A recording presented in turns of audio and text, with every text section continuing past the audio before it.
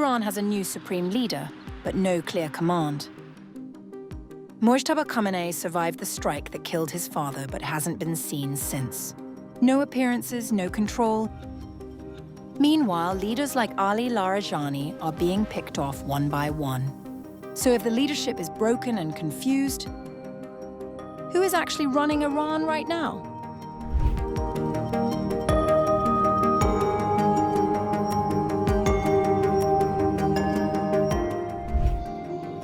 A deepening leadership crisis appears to be unfolding in Iran following the killing of its former supreme leader, raising fresh questions about who is truly in control of the country's fractured power structure.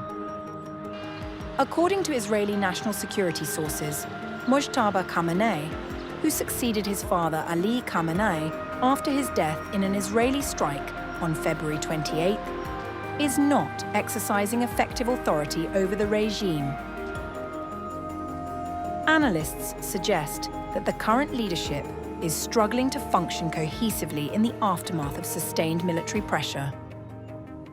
Kobe Michael, a defense analyst affiliated with the Institute for National Security Studies and the Misgav Institute, described the new leadership as lacking operational control. The new leader is an empty entity. Mojtaba Khamenei does not appear in public, but we also have reliable information that he does not control or lead the regime or what has been left of the regime. The current Iranian leadership is broken, confused, and is almost misfunctioning. Reports indicate that Mojtaba narrowly avoided being killed in the same strike that targeted his father. According to leaked audio cited by The Telegraph, he had reportedly left the compound shortly before the missile impact. The recording, said to be from a meeting on March 12th, also suggested that he sustained a minor leg injury during the incident. Since assuming leadership, Mojtaba has not made any public appearances. Instead, a statement attributed to him was broadcast on Iranian state television. In that message, he warned of continued retaliation and called on Gulf nations to shut down United States military bases in the region. There have also been conflicting reports regarding his condition. Some claims suggested he may have been critically injured or even in a coma, though Iranian officials have consistently maintained that he is in good health. The leadership uncertainty comes amid continued Israeli strikes targeting senior Iranian figures. Among those killed is Ali Larijani, a key figure in Iran's national security structure, who was reportedly located and struck on the outskirts of Tehran. In response, Mojtaba Khamenei issued a statement condemning the attack, describing it as an act of terror and vowing that justice would be served. Additional losses have further weakened the regime's leadership ranks. Gholamreza Soleimani was also reported killed in recent strikes, according to the Israel Defense Forces. Israeli analysts view these operations as part of a broader and sustained strategy aimed at degrading Iran's leadership and command structure. While Iran has formally appointed a new supreme leader, questions remain over the extent of his control and the overall stability of the regime. With senior figures being eliminated and leadership cohesion under strain, the situation suggests a system under significant pressure, facing both internal uncertainty and ongoing external threats.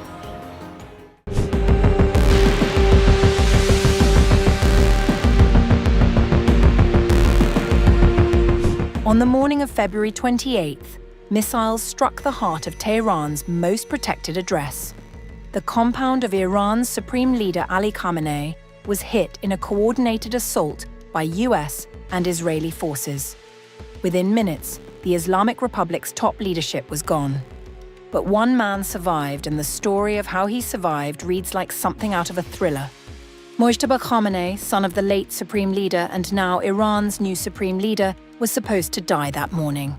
According to leaked audio independently verified by The Telegraph, the strikes were precisely calculated to wipe out the entire Khamenei family. Multiple locations within the compound were targeted simultaneously. The missiles that hit his father's residence were 3 in number, and they were followed by strikes on Mojtaba's own home, his brother-in-law's residence below, and his brother Mostafa's home nearby. That morning, at 9:32 when the bombing happened, several parts of the office were hit. From what I understand, one of the targets was the area belonging to Aga himself. 3 missiles were fired directly at that location. The audio, a recording of remarks delivered on March 12th in Tehran's Kolhak neighborhood, features Mazahar Hosseini, head of protocol for Ali Khamenei's office, speaking to senior clerics and IRGC commanders. His account is the most detailed picture we have of what happened inside that compound. God's will was that Mojtaba had to go out to the yard to do something and then return. He was outside and was heading upstairs when they struck the building with a missile. His wife, Ms. Haddad, was martyred instantly. Mojtaba was outside and sustained only a minor leg injury. He survived and became a thorn in the eyes of Zionists and Americans. Mojtaba's wife, his son Baga, and his brother-in-law were all killed. Hosseini described what the missiles did inside the building in grim detail. He said the force of one missile traveled down through the floors and reached the room of Mojtaba's brother-in-law, Misbah al-Huda Bagheri Khani. The missiles were struck in a way that cut his head in half. Mojtaba's brother Mostafa and his wife in a third residence were buried under dust and rubble but came out unharmed. Also killed that morning were Mohammad Pakpour, the IRGC chief, Aziz Nasirzadeh, Iran's defense minister, and Ali Khamenei himself. The strikes did not just target a family. They targeted the command structure of a state. The man who survived is now Iran's supreme leader. But the question hanging over Tehran, and frankly over every intelligence desk in the region, is whether Mojtaba Khamenei is capable of actually leading anything. He has not been seen in public since the start of the war. He has not appeared since his election 18 days ago. His only communication with his country came through a written message, read on state television by someone else. That absence has fed speculation, including from the US president himself. Their leadership is gone. Their second leadership is gone. Now their third leadership is in trouble, and this is not somebody that the father even wanted. Even within the IRGC, Mojtaba's reputation was not that of a strong figure. During the Iran-Iraq War in the 1980s, a commander named Ali Fazli wrote in his memoir about a teenage Mojtaba who had gone missing at the front. The line he wrote was blunt. His martyrdom is not a problem, but if he is captured, it will be very costly for us in terms of publicity. He was eventually rescued. He grew up, married, and moved through the circles of power. In 1998, he spent 2 months at the Sheraton Grand on Park Lane in London, renting an entire floor for over £1 million so that his wife could receive fertility treatment. She gave birth to their son, Baga. Both were killed in the February 28th strikes. Back in Tehran, there is also the matter of what happened to Mohammad Shirazi, chief of Khamenei's military bureau, and why his death may matter as much as any other that morning. Hosseini described in the recording what was left of him. He was blown to pieces. They could find nothing from him, and at the end, they found a few kilos of flesh and identified it as his body. Hosseini explained why Shirazi was considered a priority target. He said the enemy understood that Shirazi held information on all military personnel and that killing him would prevent anyone from rebuilding the command structure quickly. The enemy knew that, while hitting the supreme leader, hit him too, because they knew he would replace those who had been killed. And when new commanders were introduced, they could get a chance to influence the rioters and infiltrators and do something.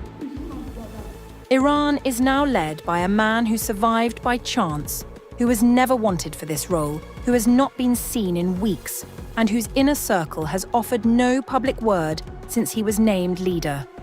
Senior non-clerical figures had already criticized the succession, calling it a hereditary arrangement that contradicted everything the 1979 revolution stood for.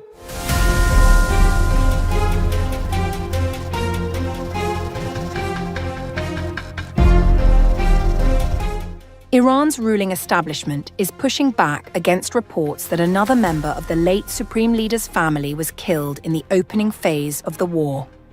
According to Iran's IRGC-linked news agency Fars News, reports claiming that Mansoura Khojasteh Baghazadeh, the wife of slain Iranian Supreme Leader Ali Khamenei, had died were incorrect. Khamenei's wife, Mansoura Khojasteh Baghazadeh, was among the people injured during joint United States-Israel missile strikes on Tehran on February 28, 2026. Born in Mashhad in a Shia religious family, Mansoura met Khamenei during a private ceremony in 1964 when she was just 17 years old. They both married the same year.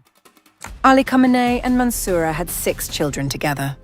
She was earlier reported to have succumbed to her injuries on March 2, 2026.